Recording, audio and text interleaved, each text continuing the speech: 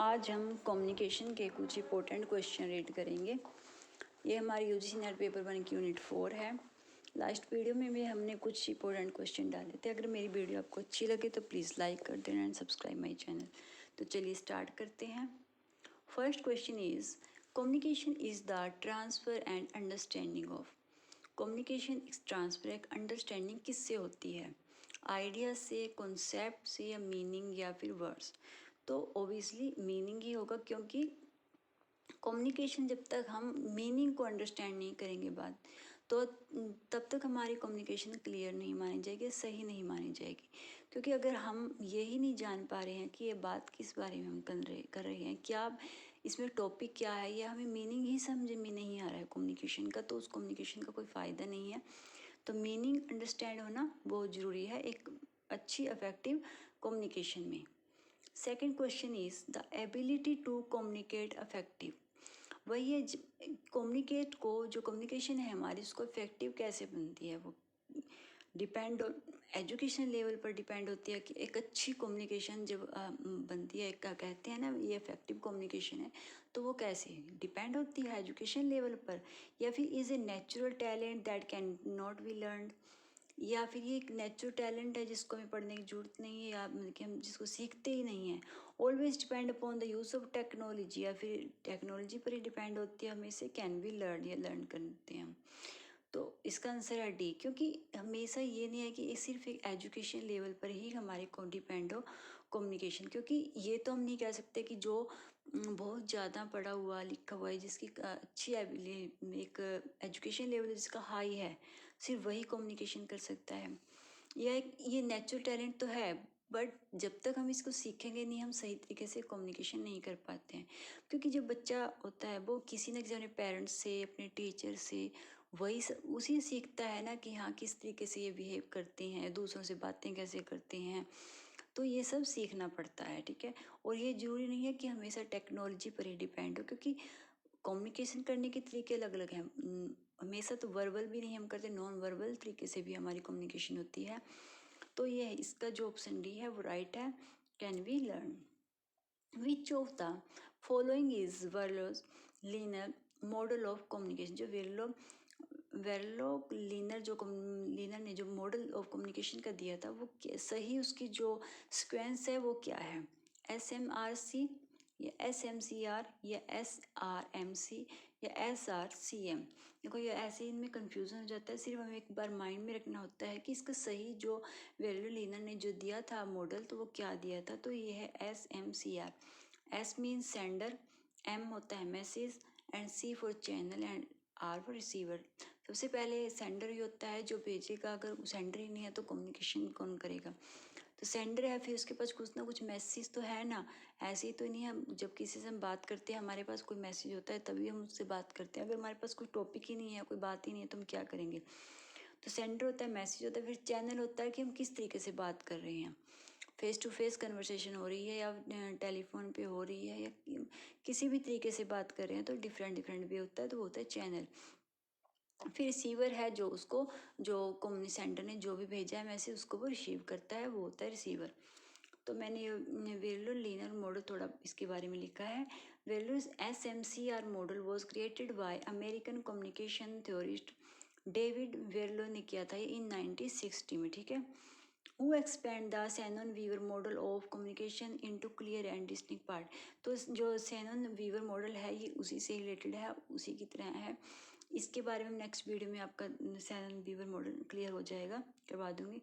And Verlo's SMCR model is one way of linear communication framework based on the Shannon-Weaver communication model, जो Shannon-Weaver communication model पर ही है, depend है।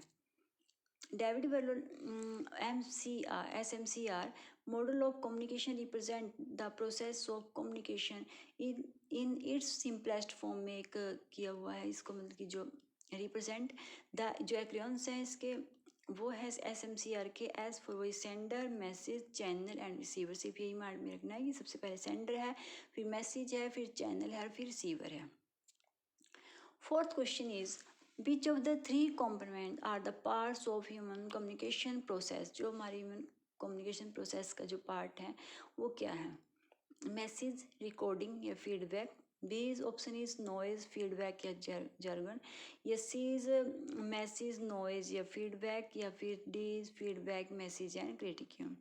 तो इसमें जो होएगा वो होगा मैसेज, नॉइज एंड फीडबैक। देखो एक बात तो आपको ऑप्शन से ही क्लियर, कई बार ये नहीं है कि सेम नहीं आते हैं, इनमें चेंज करते रहते हैं, कभी मैसेज दे दिया, फिर रिसीवर दे दिया, फिर फीडबैक दे दिया, कुछ चैनल दे दिया, इस तरीके से ऑप्शन होते रहते हैं। पर हमें जो माइंड में चीज़ रखनी है वो रखनी है, अगर मैसेज पहले सेंडर या कुछ नहीं है तो फिर मैसेज है तो फीडबैक तो हमेशा लास्ट में ही होगा। तो ये नहीं हो सकता कि हम पहले सेंडर या मैसेज होगा या मैसेज बाद में आएगा पहले फीडबैक, ऐसा कभी नहीं होता। क्योंकि हम जब किसी से बात करते हैं, जब सेंडर कोई मैसेज उन पे भेजता है और वो समझता है उसको, फिर वो उसकी फीडबैक देता है। फीडबैक तो लास्ट में ही आती है, ठीक है। इन सब में आप नोट करो तो फीडबैक इसमें लास्ट है, पर इसमें रिकॉर्डिंग आ गया। रिकॉर्डिंग कोई मैसेज रिकॉर्ड नहीं करते, ठीक है। तो message, noise and feedback. Fifth question is which of the following is the essence of effective communication का जो एसेंस है वो कौन सा इनमें से? मैसेज, फीडबैक या इनकोडिंग, डिकोडिंग। अब देखो इसका आंसर है option B is feedback. Feedback क्यों है? क्योंकि कोई भी इफेक्टिव कम्युनिकेशन हम तभी मानते हैं जब हमें उसके बारे में फीडबैक मिलती है। अब टीचर बच्चों को क्लास में पढ़ाता है, वो उनके जब कोई भी चैप्टर क्लियर हो जाता है उसके बाद एग्ज़ाम होता है, टेस्ट लेते हैं, तो वो बच्चा उसको टेस्ट को क्लियर करता है, उसके मार्क्स कितने आ रहे हैं, हम क्लास में कितने बच्चे सही तरीके से पढ़ रहे हैं, तो वो सब फीडबैक जब टीचर को मिलती है, मार्क्स के द्वारा लगा लो, चाहे ओरल टेस्ट किसी तरीके से भी लेते हैं, तभी टीचर जानता है कि हाँ मेरी जो स्टडी करा रहे हैं जो सही तरीके से वो चल रही है। पर जब तक उसका फीडबैक उनको नहीं मिलेगा या बच्चों को समझ नहीं आ रहा, बच्चे नहीं बताएंगे मुझे ये समझ नहीं आ रहा है, तब तक वो स्टडी को हम इफ़ेक्टिव स्टडी नहीं कह सकते, कम्युनिकेशन इफेक्टिव नहीं हो सकती, ठीक है। तो फीडबैक बहुत ही जरूरी होती है एक अच्छी कम्युनिकेशन में।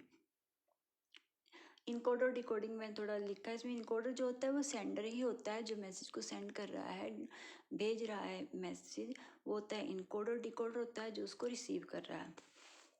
The sender is the individual who initiated the communication, the person is also known as encoder, ठीक है। And in the communication process the receiver क्या होता है? एक लिसनर भी है, रीडर भी है, ऑब्जर्वर भी होता है। दैट इज़ द इंडिविजुअल या फिर ग्रुप ऑफ इंडिविजुअल, कि बहुत सारे भी हो सकते हैं, सिंगल इंडिविजुअल भी हो सकता है, to whom a message is directed. The receiver is also called the audience और डिकोडर। जो रिसीवर होता है उसको हम ऑडियंस भी बोलते हैं, डिकोडर भी बोलते हैं, क्योंकि जब हम कोई लेक्चर दे रहे हैं, कहीं भी कुछ भी बोल रहे हैं और ऑडियंस सुन रही है, तो वो भी तो वही रिसीवर है ना, वो वही तो डिकोडर है जो कि उसको सुन रहे हैं और जो वो मैसेज को ले रहे हैं, ठीक है। Six question is which of the following term is closely related to feedback. जो सबसे क्लोजली रिलेटेड है फीडबैक से वो कौन सा है? ब्रेन स्टॉर्मिंग, ह्यूरिस्टिक या cybernetics and none of the above. तो आंसर सी इज साइबरनेटिक्स का सही आंसर है। Question 7 is to decode a message is to. कोई मैसेज को डिकोड कब करते हैं? एवेल्युएट करते हैं मैसेज को, या फिर जो डिकोडर होता है मतलब कि ट्रांसलेट करता है आइडियाज इनटू कोड, या रिजेक्ट ए मैसेज, तो इंटरप्रेट ए मैसेज, मतलब कि उस मैसेज को समझते हैं सही तरीके से, उसका मीनिंग सब कुछ, ठीक है, जो डिकोडर होता है जो कि रिसीवर है, ठीक है। Option answer D is right answer. In the communication process A receiver, communication process में जो रिसीवर है वो क्या है? इज अ चैनल, इसका आप इजीली समझ जाओगे, डिकोड ए मैसेज, तो रिसीवर जो है वो क्या करता है? डिकोड ए मैसेज, ठीक है। Is the person who encode the ideas, या फिर रिस्पॉन्सिबल फॉर मैसेज इंटरफियरेंस, तो फिर इसका आंसर है decode a message. Question 9th is which is feedback in newspapers communication. जो न्यूज़पेपर कम्युनिकेशन है तो उसमें फीडबैक कैसे पता चलती है? मतलब कि आर्टिकल्स या एडिटर्स या लेटर टू द एडिटर या न्यूज़, ठीक है। तो वो होता है जो एडिटर जो भी लेटर्स करता है, फॉर्म करता है, तो वो होते हैं न्यूज़पेपर कम्युनिकेशन के feedback. Question 10 non verbal communication include. जो नॉन वर्बल कम्युनिकेशन है उसमें क्या क्या इंक्लूड होगा? Delivering a speech, telephonic conversation, या सिंगिंग अ सॉन्ग, या फिर शेकिंग हैंड्स। जो option D is right answer, क्योंकि जब हम स्पीच को डिलीवर कर रहे हैं तो वो नॉन वर्बल में नहीं आ सकती, वो वर्बल कम्युनिकेशन है। टेलीफोनिक कन्वर्सेशन भी हमेशा वर्बल ही होगी, क्योंकि जब हम टेलीफोन में बात कर रहे हैं तो वो वर्बली कर रहे हैं, हम उसमें यूज़ नहीं कर सकते हैं साइन या शेकिंग हैंड, हम उसमें नहीं कर सकते। सिंगिंग अ सॉन्ग, जब भी हम कुछ गा रहे हैं तो वो भी वर्बल कम्युनिकेशन में आएगी।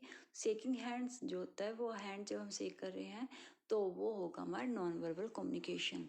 नॉन वर्बल कम्युनिकेशन में जैसे हम हाय कर रहे हैं, किसी को हाथ हिला रहे हैं, मूवमेंट दे रहे हैं, या हमारी बॉडी पोस्चर कुछ बोल रहा है, हम कैसे भी इशारे कर रहे हैं, कोई सैम्पल के द्वारा कर रहे हैं, तो वो सब नॉन वर्बल कम्युनिकेशन में आएगा। तो इसमें हैंड इज सेकिंग हैंड्स तो हो गया। तो ये थे हमारे आज के 10th क्वेश्चन। नेक्स्ट वीडियो में हम और इम्पोर्टेंट क्वेश्चन डालेंगे। अगर आपको मेरी वीडियो अच्छी लगे तो प्लीज़ लाइक कर दिया करो। Thank you.